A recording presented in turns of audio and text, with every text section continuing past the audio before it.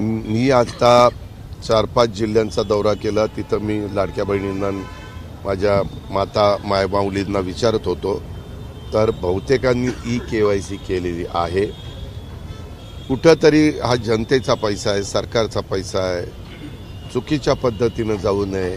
जो लाभार्थ्याला द्यायचा तो त्याच्या अकाउंटला जावा, म्हणून ह्या सगळ्या गोष्टीचा वापर करून आता मागे देखील आपण ज्यावेळेस एखाद्या योजनेत पैसे देत होतो त्यावेळेस ते त्यांच्या हातामध्ये आपण द्यायचो. पण नंतर माहिती घेतली तर त्याच्यामध्ये काही लाख नावं कमी झाली. काही जण मयत असतात परंतु त्यांची नावं काढलेली नसतात. अशा बऱ्याचशा गोष्टी आहेत आणि त्याकरता KYC सुरू केली. आपणच नाही, देशात सगळीकडे सुरू झालेली आहे. अशामुळं बऱ्याच अंशी आता ग्रामस्थांना पण हे कळायला लागलेलं आहे. त्यांना जरी माहिती नसलं तर ते कुणाची तरी मदत घेतात.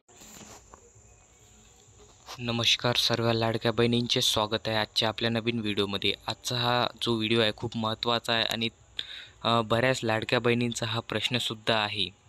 मित्रांनो बघा, आजच्या व्हिडिओत आपण जे लाडकी बहीण योजना आहे यामध्ये बरेच प्रश्न उद्भवत असतात.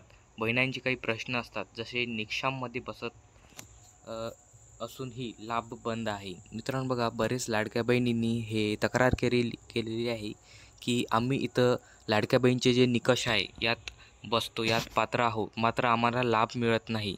तर अशा वेळेस तुम्ही काय करू शकता, त्यावर हा व्हिडिओ आहे. हा व्हिडिओ खूप महत्त्वाचा आहे, त्यामुळे हा व्हिडिओला तुम्ही नक्की पूर्ण बघा.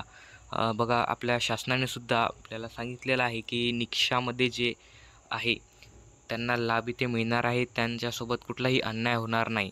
पण जर आपण इथं निकषात असलो पण लाभ जर मिळत नसेल तर खरं दुःख होत असते. त्यामुळे बघा, अशा टाईमला तुम्हाला काय करायचं आहे तर हे आपण आजच्या व्हिडिओत बघूया.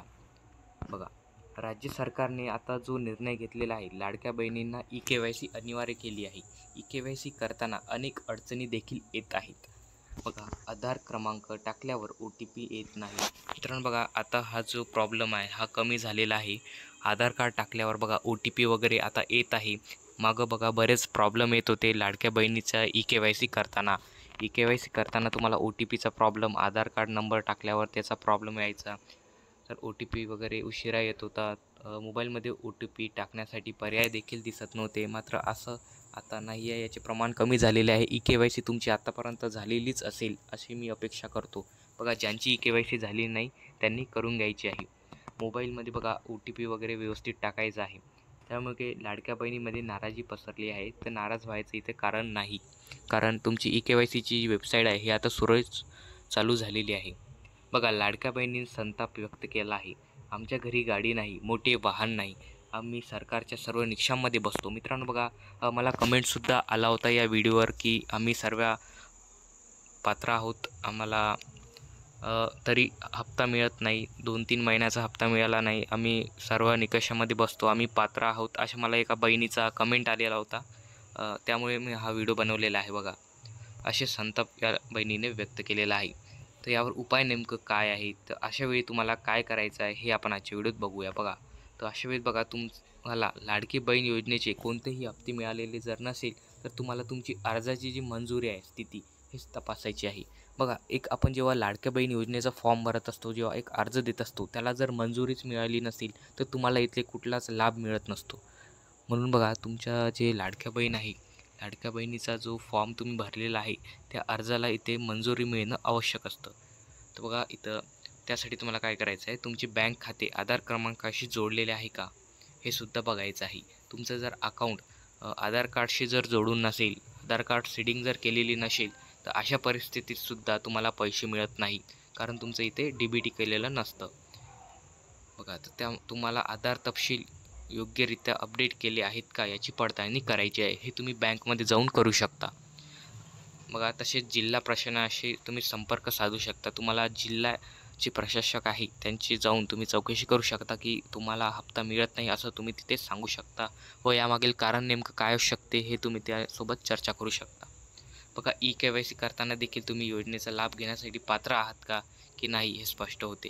मित्रांनो बघा, KYC करताना जे पात्र आहेत त्यांनाच फक्त OTP येत असतो.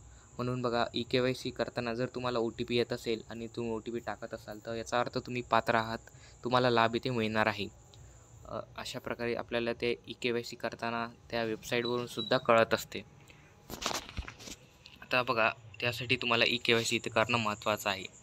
आणखीन बघा तुम्ही इथे काय करू शकता, KYC जेव्हा तुमची कंप्लीट होईल त्यानंतर तुम्ही तपासू शकता की तुम्हाला हप्ता येतो का. आता हा जो सप्टेंबरचा हप्ता आहे हा नेमका आता यायचाच आहे.